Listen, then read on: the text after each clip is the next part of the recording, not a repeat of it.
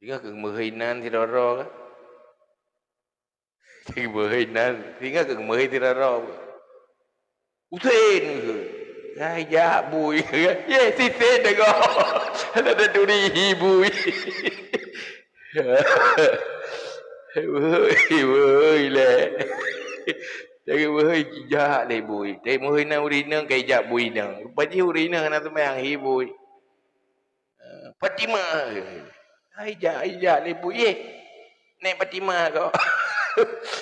Bui bedu. Kadang-kadang anak semayang. Kejut sangat. Tak. Nyo tak pikir bui yang pas kalau Jumaat.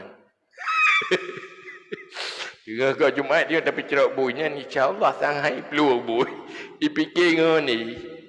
Menyokong ngan di kau tu masjid kedainya pun pasai luar tu masjid. Ya pasti ke aku. Hai peluang dia tak perlu main cuma tak ngan ni gini. Yang kan kau tu masjid dia. Pada Jumaat.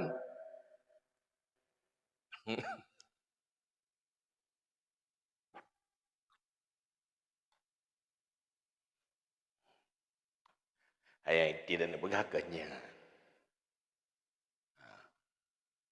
Urangnya merasa semayangnya hanya penting. Karena mai urang hanya semayang. Dulu ada yo semayang, ira kuna ti 3 goi urang je 3 dan yang tu menang ni. Ira kada je di Jumaat, 3 ke. Guru-guru ada orang raya. Orang raya sunat ya ke wajib. Ana ladung urang semayang situ warga raya haji 3. Raya patah 3. Ya, lalu warga ya semayang tahunan. Nah semayang Jumatan, urang Jumaat kan. Ana mau ngok.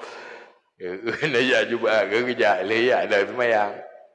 Ana suruh di bang hotel. Dia semayang. Pak Nabi kedih ya terima semayang kedih. Pak Isra Mi'raj ni.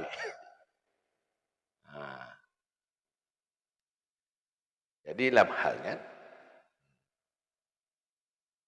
cuman sembahyang yang perlet dan sembahyang bersif syarat dan rukun. Karena bekas salah satu tanda kena kiamat idza umitatis shalah. Apabila salat itu mati. Yang tanda kara kiamat. Kiban makna mati salat?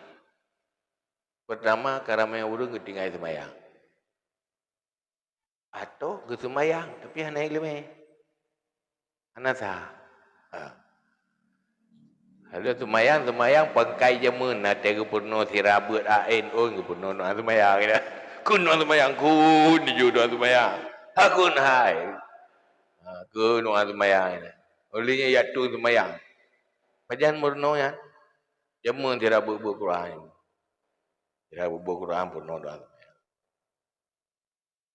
Yang kehatranya pelikat tapi dengan doa. Teh yang membatalkan, teh yang jaga rukun, teh yang jaga syarat.